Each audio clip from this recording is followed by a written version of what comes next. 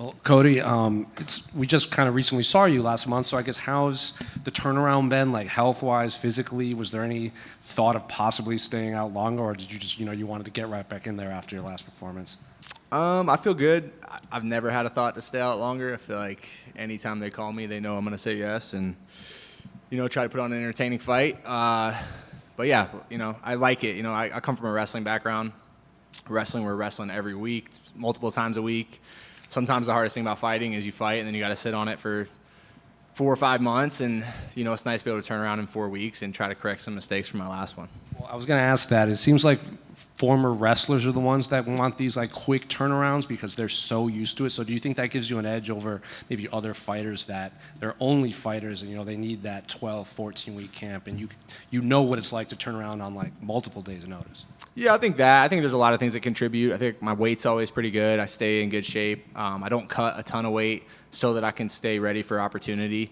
The wrestling background, the grind of college wrestling definitely helps a ton. It prepares you. I'm never really too beat up. I hurt. Everybody's hurting. Fighting hurts, but I'm never too injured, and I've been fortunate that way. Knock on wood. But yeah, I love staying active. Even when I was coming up on the regional scene as an amateur, I just always wanted to fight. I feel like fighting is a great job, but you're not here for a long time. So try to get as much as you can and try to grow and get better in the cage. I think that's the best way, learning on the job. So yeah, fortunate to have another one and excited to get in there. What do you make of your opponent, Dante? Because obviously not a lot of tape on him.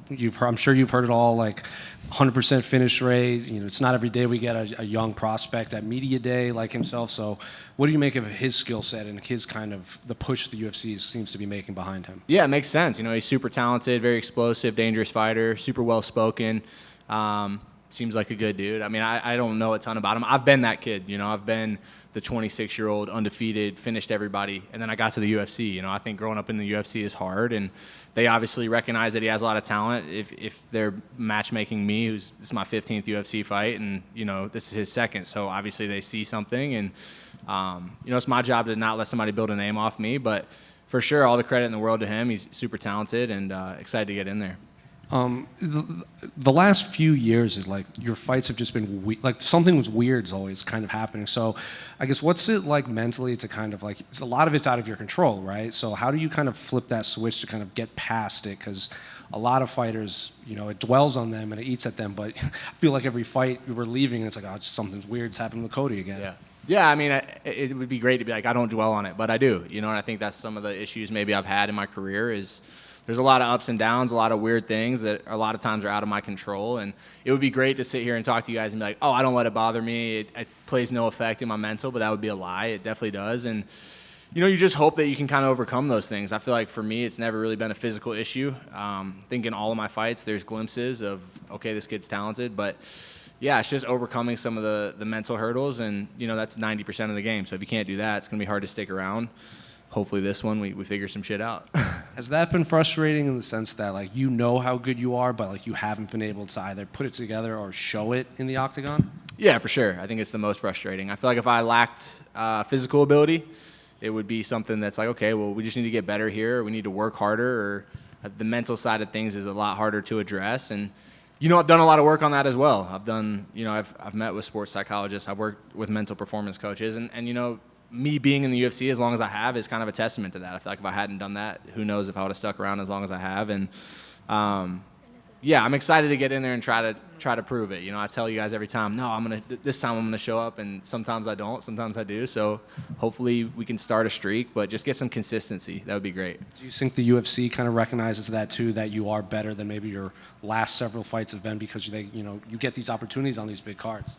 Yeah, I would imagine. I think they know that I come to fight. I'm a finisher. I'll go out on my shield, and I bring it. I compete super hard, and I feel like that I've been here 15 fights really speaks to that they know, like, hey, we've seen glimpses. We haven't seen a complete performance, but there's something there. We got to keep this guy around. And the other thing is, I'm always down. I'm always down to fight and really fight, not just show up. Like I show up to fight, and I think that goes a long way. And last one for me. Did I see you're having a baby girl in July? So congratulations. Yeah. How excited are you and the family over that? Super pumped. 3 girls. I think I'm done. I don't think I want 4 girls, and that seems like the way it's trending. But No, I'm pumped, man. I have 2 daughters already, and I know how to do girls. Boys are a little scary. You know, boys come home one day and they're like, I think I could beat my dad's ass. My girls will never do that, hopefully. So, yeah, excited for that. Why do you think fighters always have girls? Like John Jones, Anthony Smith, Volkanovski, it's all girls. You know, I saw something that said it's because you have high testosterone, but I think that's a load of crap. I actually think, well, there's a whole bunch of science behind it, but I think stress leads to more girls, right? I think boys are more fragile, so the more stressful your life is, the more likely you're going to have girls, and being a UFC fighter is, you know, I would put it up there pretty high with the stress factor for sure.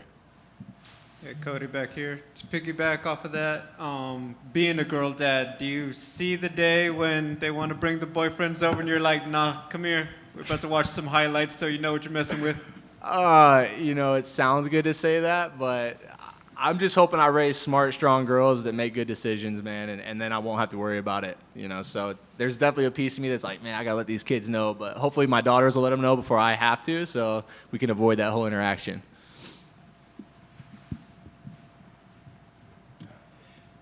Cody, from my vantage point, it seems that you have an air of fearlessness about you when in the octagon. Would it be safe to say that at times you throw caution to the wind? And if so, can you talk about that? Yeah, for sure. You know, respect everybody, fear none, but that's how I am, man. I fight, caution to the wind's a good way to put it. Sometimes we come up with these great plans in the back, and it's like, hey, man, we're going to drill this plan for 12 weeks, and then I just kind of say fuck it and piss my coaches off and just try to, you know, get the guy out of there in 30 seconds. And I don't know what that is, man. I don't know if it's anxiety of like, man, I got to get the hell out of here. Because there's been fights, you know, where I'm winning and I make poor decisions just for hunting a finish to get out of there. And yeah, I don't know what that is. We're trying to fix it, you know. But again, that's part of the reason I'm here. You know, I throw caution in the wind. I'm down to fight. And I think this is the entertainment business.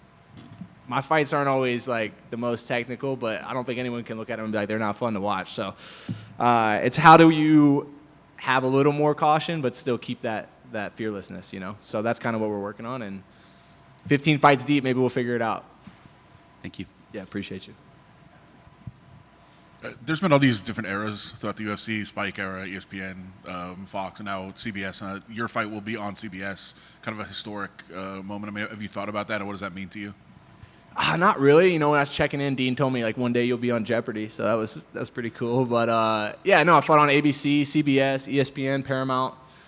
The resume gets longer and longer. It's definitely cool. I know one day I'll look back and be like, man, we were doing some cool shit. You lived a cool life. But in the moment, you know, it's just like, hey, how can I make it in this sport longer? You know, I don't want to be done. And so, yeah, I'm not too focused on it. But, yeah, it's a cool thing for sure. Cool. Thanks, guys.